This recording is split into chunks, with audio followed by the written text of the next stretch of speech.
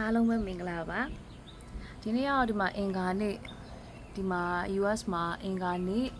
12နာရီနေ့ကင်း12နာရီ20အဲ့တော့အခုကိုကဘာလုပ်မလဲဆိုထမင်းစားချိန်လည်းဖြစ်တာပေါ့နော်ထမင်းစားချိန်ဖြစ်တော့ကိုကအိမ်မှာပြန်လာပြီးတော့အလုပ်ကနေခဏပြန်လာပြီးထမင်းလာစားရတယ်ပေါ့ထမင်းလာစားချိန်မှာမနေ့ကကို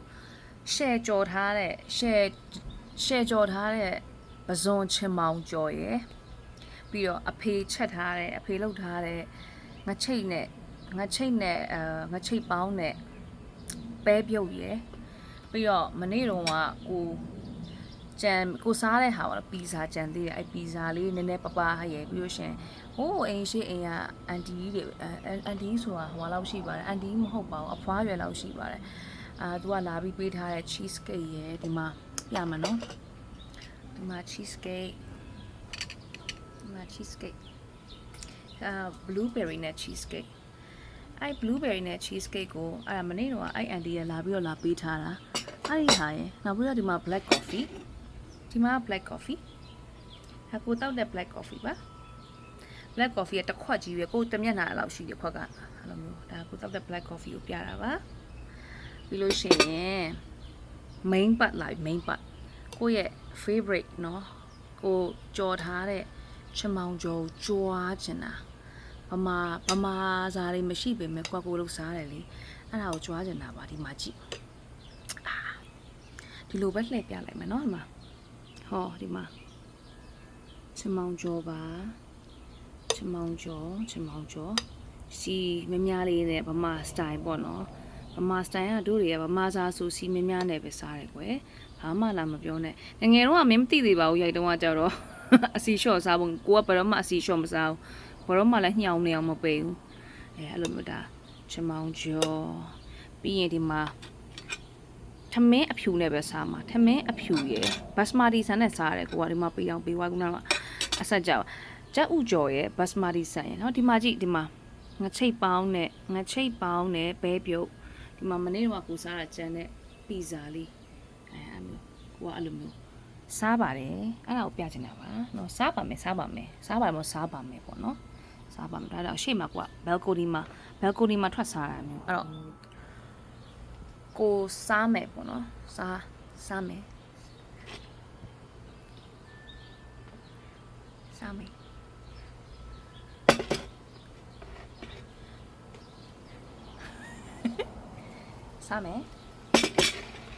and ချမောင်ကျော်အများကြီးကြော်ထားတာလေအများလေးရမမနိုင်ဘူးရချင်လို့လည်းမှာ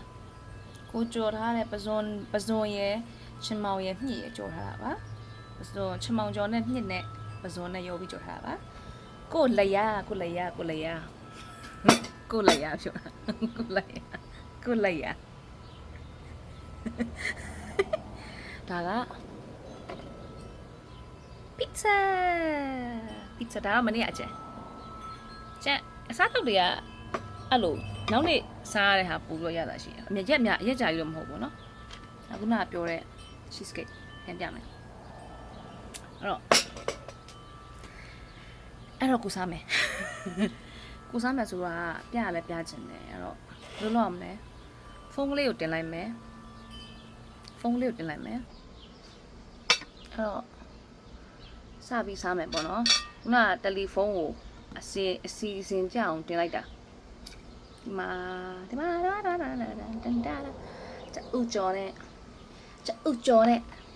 ကျဥကျော်နဲ့ချမောင်ကျော်နဲ့ black coffee နဲ့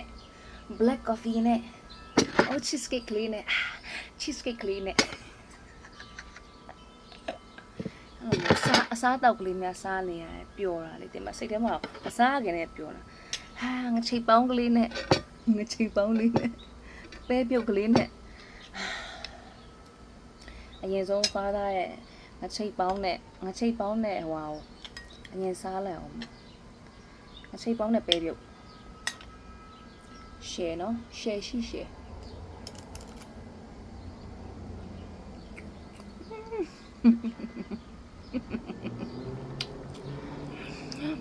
ข้าว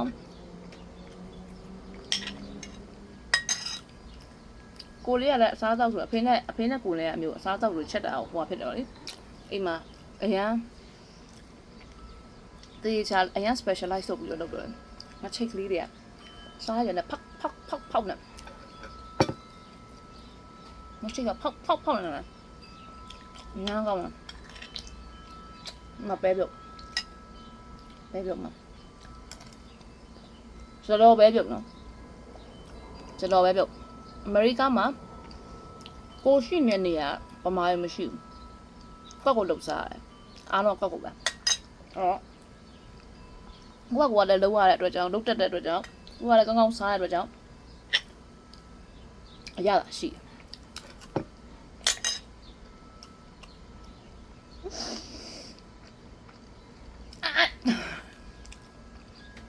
ရေလည်းမိုက်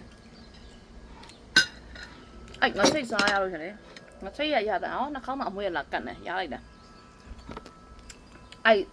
ငါချိတ်ပေါင်းစားလို့ရှင်လေဖောက်နဲ့မြည်တဲ့ taste ကိုအရန်ကြိုက်တာပေါ့နဲ့ black coffee လေးတောက်ပါအောင်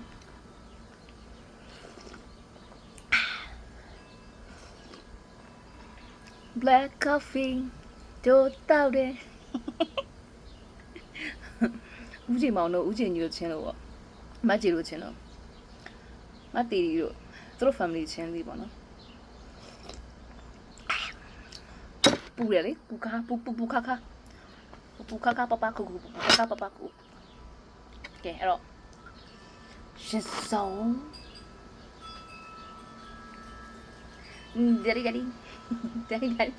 ဒရီပမ်အဲ့တော့စီများနဲ့မင်းငယ်တော့မင်းမသိသေးပါဘူးကွယ်ရိုက်တော့အန်တီဆွေစင်ထိုက်ခေါ်လို့သွားရိုက်တာအဲ့တော့ဟိုဗာလဲဥအေရနဲ့ရတော့ဗာလဲအဲ့တော့ကျတော့သူက15-16နှစ်သမီးကိုရှာပေါ့နော်ကောင်းမလေးငယ်လေးပေါ့သူကပညာပေးရိုက်ချင်တော့ကိုကအဲ့ထဲမှာတော့ဟိုဖြစ်တာပေါ့နော်ဒီမှာတော့စီဒီပိုင်း short မစားဘယ်တော့မှ short မစားဘူးဘယ်တော့မှမစားဘူးစီဒီ short လို့စားနေတယ်ဟောစားနေတယ်လို့ပဲအရသာရှိစားတယ်နော်ဒီမှာပဇွန်နဲ့ကြော်ထားတာပဇွန်မာကြီးပြမယ်ပဇွန်အောင်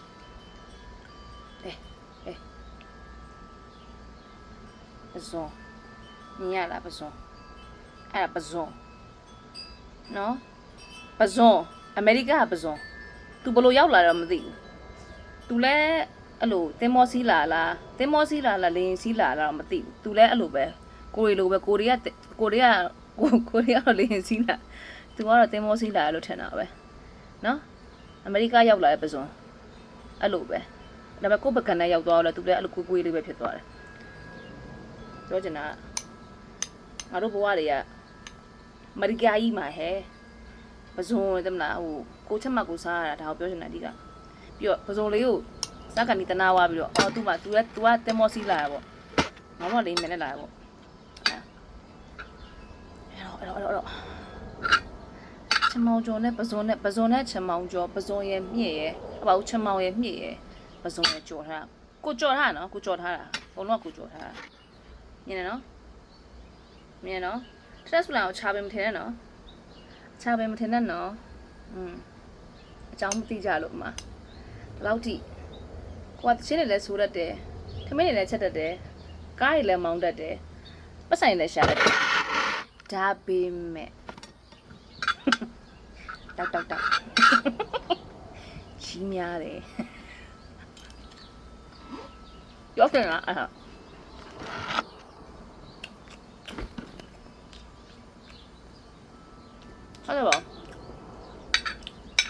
စားကြပါမဥစကူလေအဖောင်းနောင်နဲ့ဥစကူချက်ဥကျော်ဟိုတချင်းလေးလို့ပေါ့အိမ်မှာကြက်များမွေးထားတယ်ဒါလေးဆိုရင်ချက်ဥကျော်အဲ့ချင်းအရန်ကြိုက်တယ်အမေကလည်းအရန်ကြိုက်တယ်ကိုရီးယားတော့အိမ်မှာကြောင်များမွေးထားတယ်ဒါလည်းမဲဆိုရင်ချိန်မြွေးပါတရားရမယ်ချမောင်ကျော်နဲ့ချက်ဥကျော်နဲ့အင်မတန်လိုက်ဖက်တာထမင်းနဲ့စား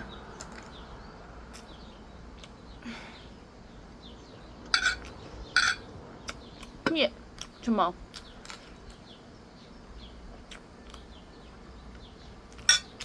အိုး ရန်ကောင်းအရန်ကောင်းဒီဥမို့ကိုကစားလို့ရှင်အဲ့ဥပေါ်ဥနဲ့ပေါ်လို့ချင်မောင်လေးတင်လိုက်တယ်ချင်မောင်လေးတင်လိုက်တယ်နော်တင်လိုက်ပြီးတော့အဲ့မှာ taste ကအဲ့ဥနဲ့ပေါ်ကြာသွားတာပြီးရင်ဒီမှာကတ်နေရ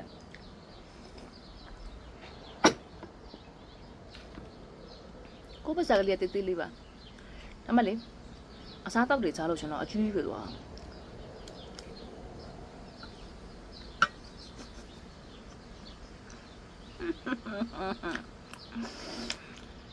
ကောင်းမကောင်း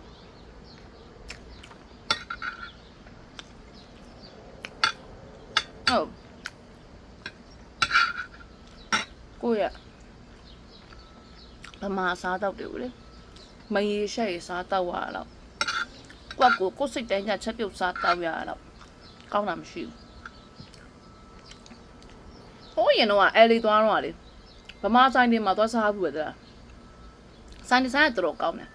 နောက်တစ်ဆိုင်နာမည်ကြီးဆိုင်နေဆိုင်နာမည်မပြောပါဘူးလားမဆုံးဘာချက်မှမသိမွေးငါလည်းဘာမှမသိဟိုပြောရင်လည်းမကောင်းဒီစားဟိုမြန်မာရန်ကုန်မှာဟိုရန်ကုန်မွေးငါပေါ့နော်စတိုင်ကကိုရီးယားရန်ကုန်မွေးငါစားတယ်သူတို့ဘလို့ချက်ထားလဲဘလို့ဘယ်စတိုင်နဲ့ချက်တာဟင်းသရမွေးငါလည်းမဟုတ်ပြန်ဘိုးကလေးစတိုင်လည်းမဟုတ်ပြန်ဘလို့လဲတော့မသိဘူးလက်အဲစတိုင်နဲ့ချက်ထားအဲ့ဒါမွေးငါလို့ခေါ်တယ်သူတို့ကိုယ်တိုင်ဒီသူတို့ကိုယ်တိုင်ပေါ့နော်မိုဟင်းငါဆိုတာအမေရိကရောက်တော့မှဗီဒီယိုတွေဘာတွေကကြည့်ပြီးဘလို့ချက်ရဆိုတာလမ်းလောက်ပြီးမှတက်ရောင်ကန်းရှောက်ချက်ကြလာတော့မသိဘူး taste ကတော့ဖုတ်ပဲသူကအစားအသောက်တွေချက်တဲ့နေရာမှာနံပါတ်1သူတို့ကိုယ်တိုင်မစားဘူးကြအောင်အဲ့အစားအသောက်တစ်ခုအမအဲ့မစားဘူးလားအစားအသောက်တစ်ခုကမြန်မာ traditional မုံဟင်းကားဖြစ်နေတာမျိုးလို့ဘာလို့အုံတို့ခေါက်ဆက်ဖြစ်နေတာမျိုးနော်အဲ့မျိုးကြောက်ရှင်သူတို့ကတက်ရောင်ကန်းကိုယ်မစားဘူးပဲနဲ့အဲ့လိုမျိုး online တွေဘာတွေကနေပဲဟို online ကကြည့်နေအောင်မှဟောဖြုံးမယ်သူတို့စိတ်ထဲမှာပေါ်လာတဲ့ taste တွေနဲ့ရှောက်ချက်ကြအဲ့အရာတွေငါတို့ကပတ်စံတွေအများကြီးပေးပြီးတော့စားတပွဲကို73ချက်လို့ပါတော့စားကြည့်လိုက်တော့မွေးငါဟင်းရဲ့အကမ်းမြက်ကြီးဖြစ်စုပ်ပြက်ပြီးပြောချင်တာအဲ့ဒါ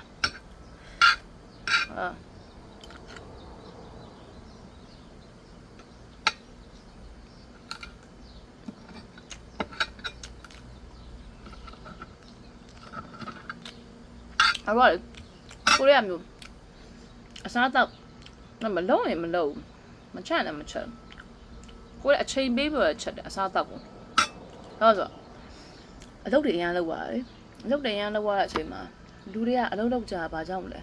စားဝတ်နေပေါ့နော်စားဝတ်နေရစားအစားကိုအစားသမားလေကိုနံပါတ်1မှမြန်အစားတွေနံပါတ်1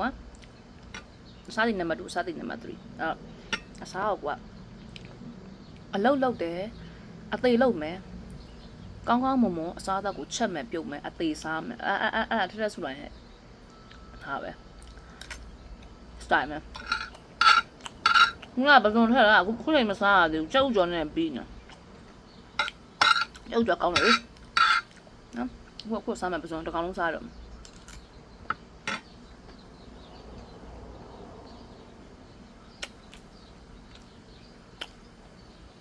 စားကြ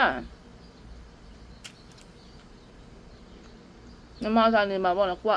မျိုးတစ်မျိုးသွားလိုက်ပြီဆိုရင်အဲ့လေးမှာတော့အဲ့လိုပဲဗမာဆိုင်တွေလိုက်ရှာစားကြရောက်ချင်းညမှာရောက်ချင်းညနေမှာအဲ့ဆိုင်လိုက်ရှာအဲ့ဆိုင်အရင်ကြော်ညာကောင်းကြော်ညာအရန်ကောင်းအဲ့ကွာစားကြတာတကယ်ပါရန်လည်းဈေးကြီးရတလားသူကဘာလုပ်ထားလဲဆိုတော့ပိုင်ရှင်ကဗမာလားတိုင်းရင်းသားလားဘာလားညာလားမသိဘူးထဲထဲမှာတော့ရှိတယ်အမတော့ထွက်လာပြီးမနှုတ်ဆက်ဘူးကိုရီးယားအများကြီးမှာနော်နေပါထားပါလားနောက်သူကိစ္စသူကအားမလို့ဆို တစ်ဖက်တော့ရောက်တဲ့နေရာမှာဘယ်လိုမျိုးနည်းနည်းပေါ့ဟဲ့သိရမလားလူတွေအမြင်မှာအရင်ဟိတ်ဟန်ကြီးဖြစ်သွားမှာအဖြူကောင်လေးခေါ်ပြီးတစ်ဖက်တော့ခိုင်းအဖြူကောင်လေးကိုတစ်ဖက်တော့မှာလိုက်တာအဖြူကောင်လေးကလက်အိတ်ဆိုပြီးတစ်ဖက်တော့ပြီးတာဟိတ်ဟန်နေပေါ့လူတွေကစားလာစားကြရတယ်အများကြီးပဲလူမျိုးဆိုလူဘောင်းစုံလာစားကြဒါပေမဲ့ကိုယ်စားရတဲ့အချိန်မှာ taste ကလုံးဝဝင်းငါစားရဖို့ဘာလေးစားဖို့တခုမှမဖြစ်ဘူး taste လုံးဝမရောက်ဘူး1 to 10ကိုပေးရမယ်ဆိုလို့ရှိရင်သူနံပါတ်3လောက်ပဲရှိရ taste ကကိုရီးယားကျတော့ပတ်စံပေးရထက် taste ကိုတကယ်ကောင်းကောင်းစားကြတယ်နော်သိမလားပမာ taste ကိုစားကြအဲ့လိုကွာပါလားပြရပါတော့ပြရပါဟိုမြောက်ပုတ်ခါလည်းဆက်မရှိပါဘူးသူတို့စီပါတို့စားကြိုက်တဲ့လူစားသူတို့စားပတ်စံပေးစားကိုမကြိုက်ဘူး taste ကဘာမှဖြစ်တယ်လို့ဘာမှစစ် taste ကိုမွေးကြရစားလာရန်ကုန်သူစစ်ဖြစ်တယ်ဘာမှ taste ကိုစားလာအဲ့တွားပြီးတော့အမပေးကဲပြတဲ့အချိန်မှာ3အဲ့လိုမျိုးမဟုတ်တယ်အများကြီးတုတ်တာတုတ်ရှိအများကြီးပဲအိုင်တန်နေအများကြီးပဲအိုင်တန်နေအများကြီးကိုလည်းအများကြီးမှာစားခဲ့တယ်နော်တခုမှဘယ်တော့တည်းမှာချိုနေလားဆိုလဲဒဇတ်ပါလဲအဲ့လိုပဲဟိုရွှေကြီးထမင်းရွှေပါလဲရွှေကြီးတို့ပါလို့ဆိုစိတ်လားဆိုတော့မစိတ်ချိုလားဆိုတော့မချိုအရာကခက်လေးလေးပေါ့လေးဖြစ်လားဆိုတော့မဖြစ်ဘူးအရာအားလုံးကသူ့ရဲ့ဒီ item နဲ့မပါတဲ့ taste တွေကတော့ပျောက်ဆုံးတယ်ကတော့ missing ဖြစ်အဲ့လိုဖြစ်အားလည်းကိုစားမဲ့ဟာကိုသူများအကြောင်းပြောမိနေတယ်ပြောပြရပါအဲ့လိုအဲ့အကြောင်းရှိရဆိုတဲ့အကြောင်းပြောပြတာ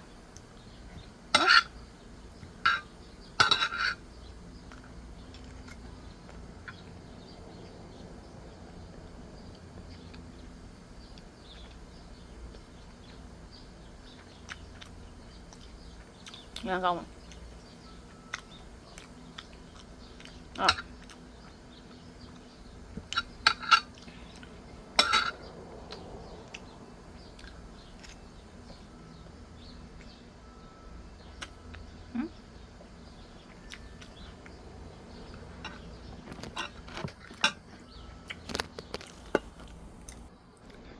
ဒီဟာစားနေနဲ့ဟိုဖုန်းကရှော့ကြပါလို့အဲ့တော့ကောင်းကွယ်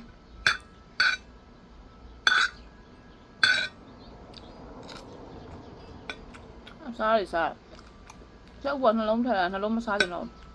နှလုံးမစားသမင်းနဲ့အဲ့ချမောင်ကျော်နဲ့ပဲစားတာပိုကောင်း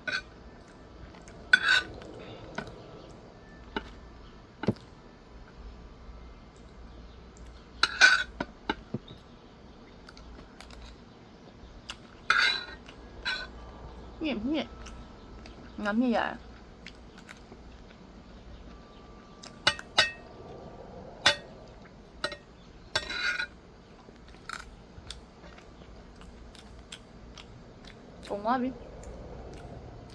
ကုန်သွားပြီကိုစားရတဲ့ဟာလေးမစားရညနေကျေနေတယ်မျိုး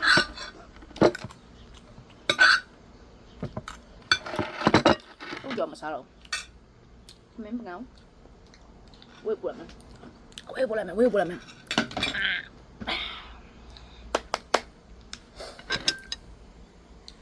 ဒီမချိတ်နဲ့ပဲပြုတ်ကဖေးလုပ်တဲ့ဟာကိုထပ်ပြီးတော့စားကြတယ်အဲ့ဒါလည်းနည်း space ချန်တာ space ချန်တာစားပါအောင်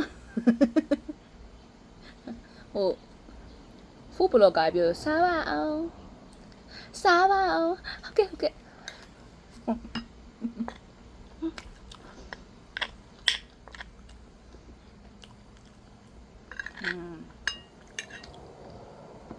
စိတ်နေရောပဲပြုတ်ကစိတ်အဲ့ငါချိတ်ကဖောက် အများကြီးတော့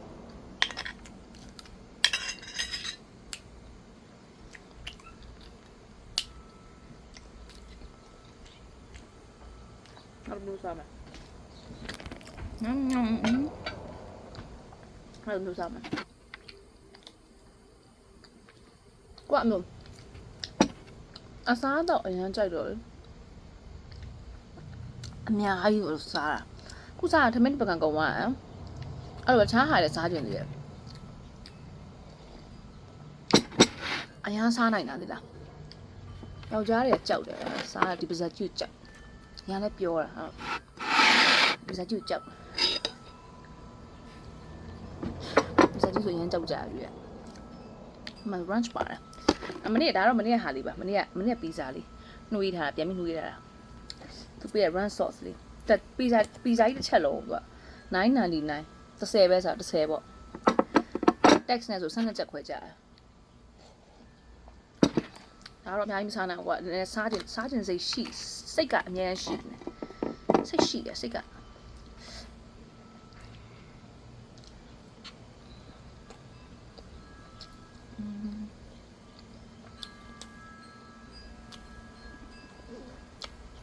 Oh my god, young woman. What? Chicken bacon ranch. Chicken and bacon and ranch. Chata and bacon and ranch sauce.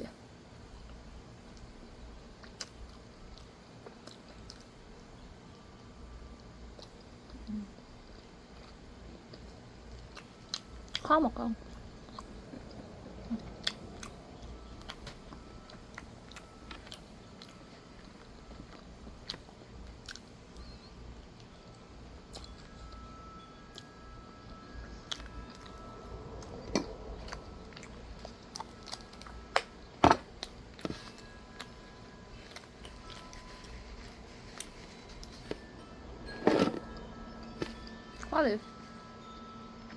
လုပ်တယ်လုပ်ပြီးရင်အစားတွေပဲစားကြတယ်ရှောက်လေခြင်းတယ်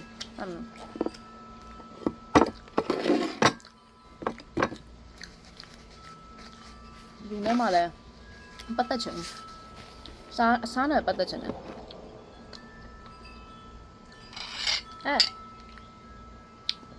အားလုံးစားတဲ့လောက်စားပြီးသွားတော်တော်ကြီးစားပြီးသွားပြီဆိုတော့ cheese cake ကလေးနဲ့အိမ်ရှိရင်ဖွာလေးပေးတယ်ဖွာလေးလုပ်ပေးတယ်သူတို့လည်းမြန်နေကသူတို့ကအဖြူတွေပဲလေအဖြူတွေပဲ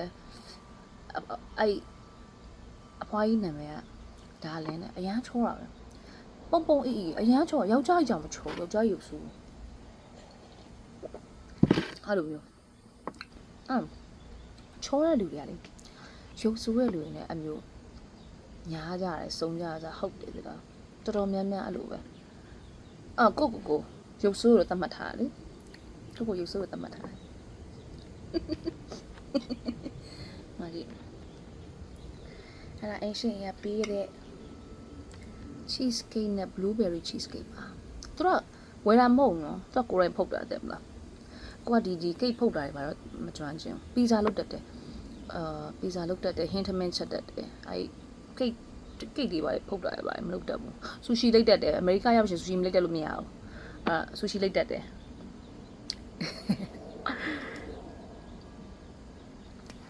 မြန်မာစာတရုတ်စာတချို့တစ်ဝက်ချက်တတ်တယ်ထိုင်းဖူချက်တတ်တယ်ကလားစာချက်တတ်တယ်ကိုချက်တဲ့ဟင်းနဲ့ကလချက်တွေများတာ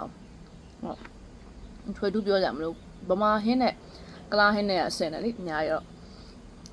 ဗမာဟင်းချက်တတ်လို့ရှင်မဆလာပိုကဲလိုက်လို့ရှင်ဒါကလချက်ပဲအော်ပြချစ်တီးချက်တွေကိုကချက်တယ်ကိုချစ်တီးစာကြိုက်ရောက်ချစ်တီးချက်တွေအရင်စားမနေ့တနေ့ကချစ်တီးငါးကောင်းဟင်းအိမ်မှာချက်တယ်အဖေမေကိုချက်ကျွေးတယ်မေကုံစာကြီးပြောနေတာကိုကတရက်နေ့မှချက်တာအဖေမေကနေတိုင်းချက်နေတာကိုကတရက်တခါလေးအချိန်မနှဲလူပြီးချက်တာကိုငါးတွေပါကြတော့ကိုချက်တဲ့ချစ်တီးချက်ကဖေမေကြိုက်တယ်လေကိုယ့်ရဲ့ကိုယ်စတိုင်ပေါ့နော်ကိုကြိုက်တဲ့အဲ့ချစ်တီးချက်တွေပါချက်ပြီးကျွေးတယ်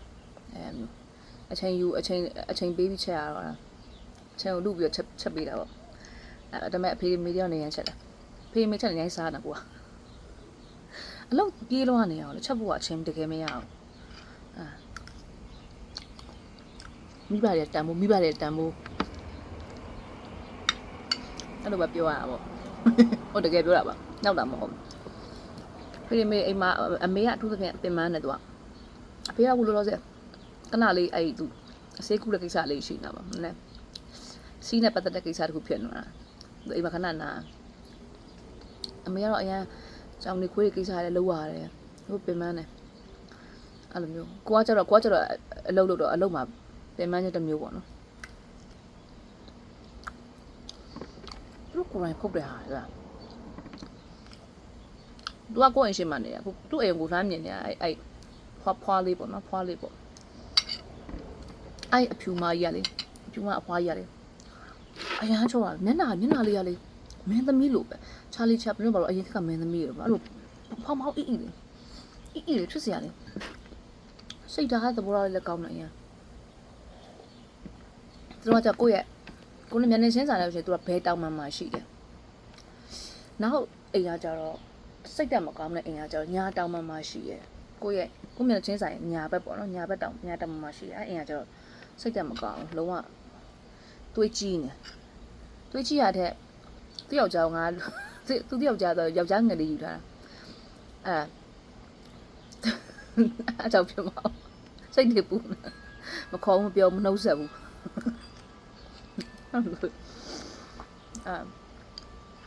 ပြောပြပါစားပါ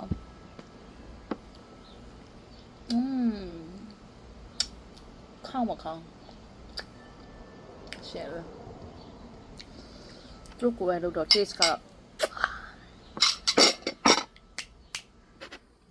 yummy ပြဒီပေါ်က cream ကလည်းဒီပေါ်က jam ကလည်းလေမချိုသူတို့လည်းစီးကြည့်ရှိတယ်မချိုဘဲနဲ့အမျိုးချိုဘော့လေးနဲ့စားလို့အဲ့ဒါကွာကြိုက်လားဟိုကောင်းမှာကောင်းညတမ်းပါလေ smoothဖြစ်တယ် smooth ဖြစ်ပြီးတော့perfect ပဲ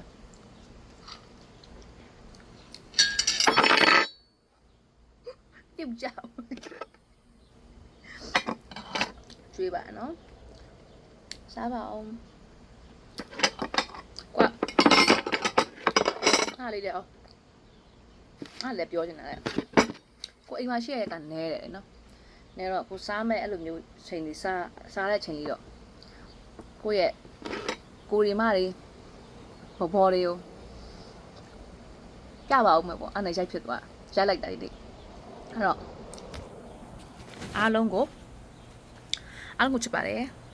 ချင်းနေထွက်လဲအားပြပါအောင်ဒီနေ့တော့အိမ်မှာခဏနားပြီးလို့ရှင်အလုပ်ပြန်သွားပါမယ်အဲအကြောင်းလေးကိုပြောတာပါစားချင်တာလည်းစားပြီးသွားပြီကိုစားတဲ့ဟာတွေကိုလည်းကိုအကိုရီမတွေအကုန်လုံးလည်းပြပြီးသွားပြီဆိုတော့အားလုံးနှုတ်ဆက်ချင်ပါတယ်တတာ